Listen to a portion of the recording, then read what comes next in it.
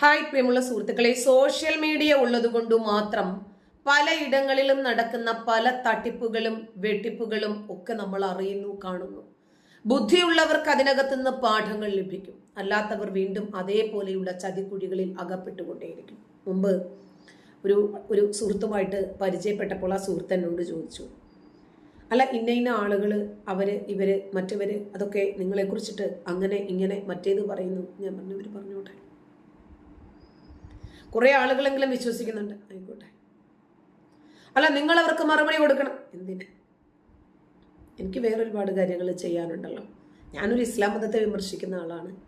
വസ്തുനിഷ്ഠമായി അതിനെ സംബന്ധിച്ചിട്ടാണ് സംസാരിക്കുന്നതെങ്കിൽ മറുപടി പറയാം. അങ്ങനെ ഞാൻ അവർക്കൊരു വീഡിയോ കാണിച്ചു കൊടുത്തു, പച്ചത്തെറിയ. ഞാൻ ചോദിച്ചു, ഇവരോട് എന്താ മറുപടി പറയുക? തെറി രൂപത്തിലോ? എനിക്ക് അത്രയും താഴാൻ പറ്റില്ല, ഒഴിവാക്കി വിട്ടു. ഇപ്പൊ അവര് തന്നെ പിന്നീട് കാര്യങ്ങൾ മനസ്സിലാക്കി. 2 ദിവസം മുമ്പ് നിങ്ങളായിരുന്നു ശരി എന്ന് പറഞ്ഞു. അത്രേ ഉള്ളൂ. നമ്മൾ ചില കാര്യങ്ങളുടെ പിന്നാലെ പോകുമ്പോൾ, നമ്മളിപ്പോൾ ഒരു ലൈവിലിരിക്കുന്നു, ലൈവ് ചാറ്റിൽ പല രൂപത്തിലുള്ള ആളുകൾ വരും. അവർക്ക് മറുപടി നമ്മൾ പറഞ്ഞു പോകും കേട്ടോ, അവരുടെ ചില ചൊറിയുന്ന വർത്തമാനം കേൾക്കുമ്പോൾ. അതിൻ്റെ പിന്നാലെ പോകുമ്പോൾ നമുക്ക് നമ്മുടെ ലക്ഷ്യത്തിലേക്ക് എത്തിച്ചേരാൻ കഴിയില്ല. നമ്മൾ വിഷയത്തിൽ നിന്ന് വ്യതിചലിച്ചു പോകും. എനിക്കൊരുപാട് ദൗത്യമുണ്ട്. മറ്റുള്ളവരുടെ ജീവിതത്തിലേക്ക് സൂക്ഷ്മ നിരീക്ഷണത്തോടുകൂടി ഡിജിറ്റൽ ക്യാമറയുമായി അവരുടെ സ്വകാര്യതകൾ പങ്കുവെക്കാനും അവരുടെ സ്വകാര്യ ജീവിതം എടുത്തിട്ട് അലക്കി പണമുണ്ടാക്കാനും ഇരിക്കുന്ന ആളല്ല ഞാൻ. അതിനോട് എനിക്ക് താല്പര്യവുമില്ല. ഇന്ന് ഞാനത് ചെയ്യുമ്പോൾ നാളെ എൻ്റെ ജീവിതത്തിലേക്കും അതിനേക്കാൾ മാരകമായ വിപത്തുകൾ വരും, ഉറപ്പായിട്ടും. അതങ്ങനെയല്ലേ? പൊട്ടനെ കിട്ടാൻ ചതിച്ചാൽ കിട്ടനെ ചതിക്കാൻ അതിനേക്കാൾ വലിയ ആൾ വരും, സംശയമൊന്നുമില്ല. ചിലപ്പോൾ ഒരല്പം താമസിക്കുമെന്ന് മാത്രം. നമ്മൾ വിതയ്ക്കുന്നത് കൊയ്തെടുത്തേ തീരൂ, ആര് തന്നെ ആയിരുന്നാലും ശരി. വിവാഹ വാഗ്ദാനം നടത്തി ഞാൻ കെട്ടിക്കൊള്ളാം എന്നൊക്കെ പറഞ്ഞ് കുറേ പണവും പൊന്നുമൊക്കെ ഈടാക്കിയ ശേഷം പിന്നീടാണ് ഇവരൊരു തട്ടിപ്പുകാരന്മാരാണെന്ന് അറിയുന്നത്. ഞാൻ ഒരു സിനിമ ഒരു 5-6 എപ്പിസോഡുകളായിട്ട് സുരാജ് വെഞ്ഞാറമ്മൂടാണ് ഇതിനകത്തെ മണവാളൻ. ഒരു പെണ്ണിനെ കിട്ടും, അവിടെ നിന്ന് കിട്ടുന്നതൊക്കെ അടിച്ചു മാറ്റിയിട്ട് അടുത്ത പെണ്ണിനെ കിട്ടും, അവിടെ നിന്നും അടിച്ചു മാറ്റും. ഏറ്റവും ഒടുവിലായിട്ട് ഒരു പെണ്ണിൻ്റെ അടുത്ത് ചെല്ലുമ്പോൾ അവൾ ഇവനെ കൊണ്ട് സത്യം ചെയ്യിക്കുകയൊക്കെ ചെയ്യും. ശരി, ഇനി മുതൽ ഞാൻ അങ്ങനെ പോയിക്കൊള്ളാം, ഇങ്ങനെ പോയിക്കൊള്ളാം എന്നൊക്കെ പറയും. നോക്കുമ്പോൾ ഇവൻ ഇതുവരെ അടിച്ചു മാറ്റിയതെല്ലാം അവളങ്ങ് അടിച്ചു മാറ്റും. ഈ കല്യാണ ബ്രോക്കറായിട്ട് ഇവന്റെ പുറകെ നടന്നത് ഈ ലാസ്റ്റ് കൊണ്ടുപോയ പെണ്ണിന്റെ കെട്ടിയോനായിരുന്നു എന്ന് പിന്നീടാണ് അറിയുന്നത്. അതാ ചിലപ്പോൾ ഒരല്പം താമസിക്കുമെന്നേ ഉള്ളൂ. പണ്ടൊക്കെ ആയിരുന്നു പിന്നെ ഇപ്പൊ പാടത്ത് ജോലിയും വരമ്പത്ത് കൂലിയും. ഡെഫിനറ്റ്ലി നമ്മൾ തേടി പോകണ്ട, ആ കൂലി നമ്മൾ ഇരിക്കുന്നിടത്ത് തേടി വരും, സംശയമൊന്നുമില്ല. ഒരു വിവാഹ തട്ടിപ്പുമായിട്ട് ബന്ധപ്പെട്ട് നമ്മുടെ മറുനാടനിൽ നിന്ന് പീയൂഷ് നടത്തിയ ഒരു അന്വേഷണം എത്തിച്ചേർന്നത് ഒരു വലിയ റാക്കറ്റിലേക്കാണ്. നോക്കൂ, കേട്ട ഈ ഓഡിയോ സന്ദേശം ഒരു പീഡനവീരന്റെ ഉമ്മയുടെ വാക്കുകളാണ്. പീഡനത്തിനിരയായ പെൺകുട്ടികൾക്ക് ഇവർ ഭീഷണി സന്ദേശം അയച്ചതാണ്. ആ സംഭാഷണമാണ് നിങ്ങൾ കേട്ടത്. ഇത്തരത്തിൽ ആരെങ്കിലും അവരുടെ മകനെതിരെ പരാതി കൊടുത്താൽ ഈ പെൺകുട്ടികളുടെയൊക്കെ വീഡിയോ ദൃശ്യങ്ങൾ സോഷ്യൽ മീഡിയയിൽ പ്രചരിപ്പിക്കുമെന്നും അവരുടെ വീട്ടിലെത്തി നാണം കെടുത്തുമെന്നുമാണ് ഈ ഉമ്മയുടെ ഭീഷണി.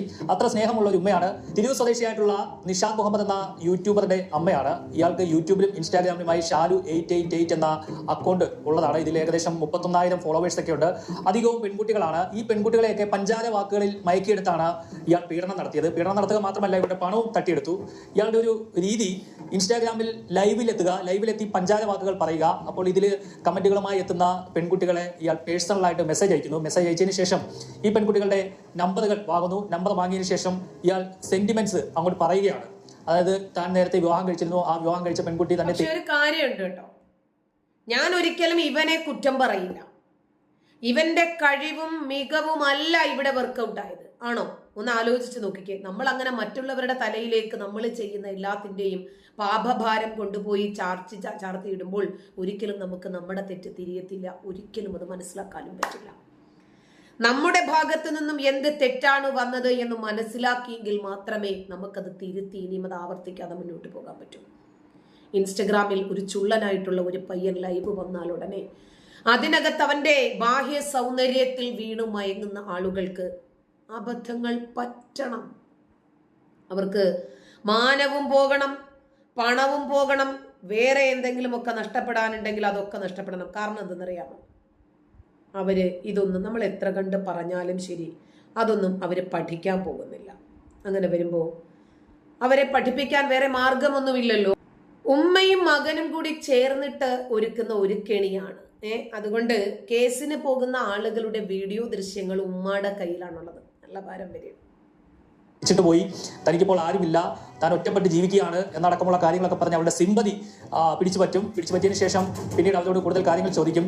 ഇവർ വിവാഹമോചിതരാണെങ്കിൽ ഇയാൾ പിന്നീട് അടവ് മാറ്റുകയാണ്. ഈ പെൺകുട്ടിയെ താൻ കല്യാണം കഴിക്കാമെന്നുള്ള ഒരു വാഗ്ദാനം നൽകുന്നു. അവർക്ക് ആവോളം സ്നേഹം നൽകുന്നു. ഇവരുടെ പല ദുഃഖങ്ങളും കേട്ടതിന് ശേഷം ആശ്വാസവാക്കുകൾ നൽകുന്നു. ഇതോടുകൂടിയിട്ട് ഈ അപ്പുറത്തിരിക്കുന്ന പെൺകുട്ടി ഇയാളുടെ വലയിലേക്ക് വീഴുകയാണ്. പിന്നീട് ഇയാൾ നേരിട്ട് കാണണമെന്ന് പറയുന്നു, അല്ലെങ്കിൽ വീട്ടുകാരുടെ നമ്പറൊക്കെ ചോദിക്കുന്നു, അവരുമായി സംസാരിക്കുന്നു, വിവാഹം കഴിക്കണമെന്ന് പറയുന്നു.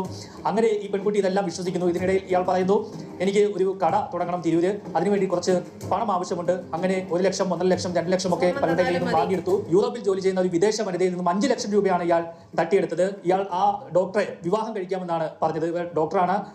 ഇവരെയും ഇതുപോലെ സോഷ്യൽ മീഡിയ വഴി പരിചയപ്പെട്ടാണ്. നിരവധി വിദ്യാഭ്യാസമുണ്ട്, ഡോക്ടറായി എന്ന് പറഞ്ഞിട്ട് കാര്യമുണ്ടോ? ഒരുത്തൻ വന്ന് വെളുക്കെ ഒന്ന് ചിരിച്ചു കാണിച്ച് 4-5 പഞ്ചാര വർത്തമാനങ്ങളും പറയുന്ന ഉടനെ തന്നെ വീണുപോയി അതിനകത്ത് വിശ്വസിച്ച് പണം കൊടുക്കാനാണ് പ്ലാനെങ്കിൽ അനുഭവിക്കട്ടെ. അല്ല എന്താ?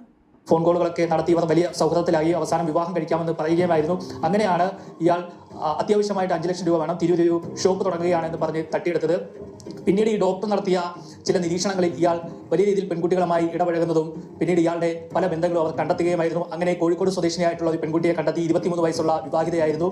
അവർ ഭർത്താവുമായി പിണങ്ങി നിൽക്കുന്ന ഒരു സ്ത്രീയായിരുന്നു. അവരെയും ഇയാൾ ഇത്തരത്തിൽ പറഞ്ഞ് പറ്റിച്ച് വിവാഹം കഴിക്കാമെന്ന് പറഞ്ഞ് അവരുടെ കയ്യിൽ നിന്നും കാശ് വാങ്ങി. കൂടാതെ ആ പെൺകുട്ടിയുടെ അക്കൗണ്ട് നമ്പർ ഉപയോഗിച്ച് ഒരു പിരിവൊക്കെ നടത്തി. ഭിന്നശേഷിക്കാരായ കുട്ടികളെ വിനോദയാത്രയ്ക്ക് കൊണ്ടുപോകാനായി ഒരു ഫണ്ട് ശേഖരണം ഈ പെൺകുട്ടിയുടെ അക്കൗണ്ട് വഴി ഇയാൾ നടത്തി. അത്തരത്തിൽ ലക്ഷങ്ങൾ ഇയാൾ തട്ടിയെടുത്തു. ഈ പെൺകുട്ടിയിൽ നിന്നും 1.5 ലക്ഷം രൂപ കടമായി വാങ്ങുകയും ചെയ്തു. അതും പോയി ഈ പെൺകുട്ടിയെ പല സ്ഥലങ്ങളിലും കൊണ്ടുപോയി ലൈംഗികമായി ചൂഷണം ചെയ്തു.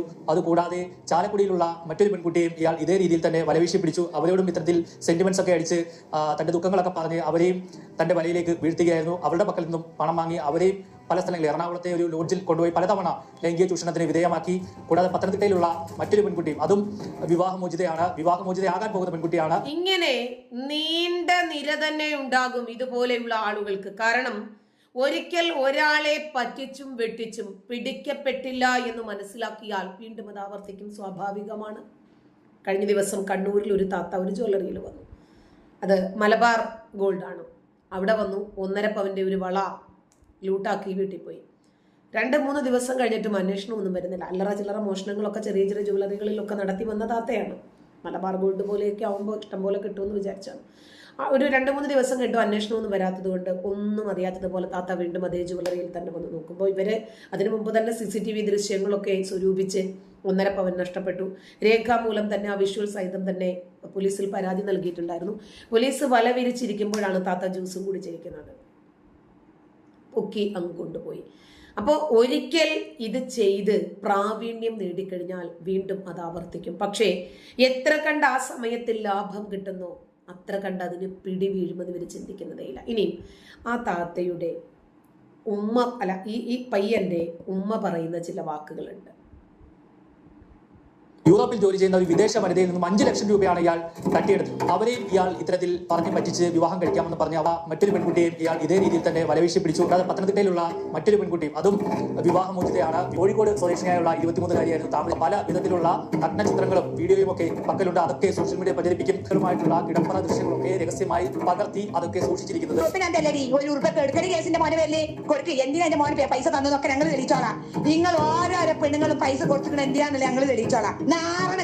അപ്പൊ ഓരോരോ പെണ്ണുങ്ങളുടെ കയ്യിൽ നിന്നും മോൻ വാങ്ങിച്ചിട്ടുണ്ടല്ലേ? എല്ലാ രേഖയും ഉമ്മയുടെ കയ്യിലുണ്ട്. ഈ പയ്യന്റെ ഉമ്മ പറയുന്ന സാമർഥ്യവും വാക്കുകളും ഒന്ന് കേട്ടെ. നിങ്ങളൊക്കെ എന്തിനാണ് പണം കൊടുത്തത് എന്നുള്ള രേഖ നമ്മുടെ കയ്യിലുണ്ട്. നാറണം നിങ്ങളെന്ന്. അപ്പൊ ഉമ്മയ്ക്കും മോനും നാറ്റുന്നില്ല. അത് നാറിക്കഴിഞ്ഞു കാണും. താഴ്ത്തി നിങ്ങൾ ഓർഡർ കോടതിന്റെ ഓർത്തോട്ടാ നമുക്ക് കാണാം. ഇനി ഞങ്ങൾ വെറുതെ നിങ്ങൾ വിചാരിക്കണ്ട. എന്റെ കളില്ല ഞങ്ങൾക്ക് അറിയില്ല. വരിയായിട്ട് എത്തൂടെ അവന്റെ ബാക്കിയുള്ളവർ നിങ്ങളെ കുടുംബത്തില്. ഇവിടെ ഞങ്ങൾ പോയി ഇവിടെ ഞങ്ങൾ നാട്ടിക്കും. കാണാൻ നമുക്ക് മാറണം. ഓരോന്നിലും എടുത്തു ചാടുന്നതല്ലേ സോഷ്യൽ മീഡിയ കാലഘട്ടങ്ങളിൽ എന്തെല്ലാം ഇൻഫോർമേറ്റീവ് ആയിട്ടുള്ള വിവരങ്ങൾ ഓരോ ചാനലുകാരും എന്ത് റിസ്ക് എടുത്തിട്ടാണ് അവരത് നമ്മുടെ മുമ്പിലേക്ക് എത്തിക്കുന്നത്. എന്തെല്ലാം രൂപത്തിലുള്ള പ്രയാസങ്ങളും പ്രതിസന്ധികളും അതിൻ്റെ പിന്നിൽ അവർ അനുഭവിക്കുന്നുണ്ട് എന്നറിയാം. ഇതൊന്നും നമുക്ക് എത്തിച്ചു തരുന്നതിന് വേണ്ടി എന്നിട്ടും അത് മനസ്സിലാക്കാതെ ഇതുപോലെയുള്ള ഇൻസ്റ്റഗ്രാമേഴ്സിന്റെ വലയിൽ, അതുപോലെ യൂട്യൂബിലെ ഇൻഫ്ലുവൻസേഴ്സിന്റെ വലയിൽ പോയി വീഴുവാണെങ്കിൽ അനുഭവിക്കുകയല്ലാതെ വേറെ വഴിയൊന്നുമില്ല. നന്ദി.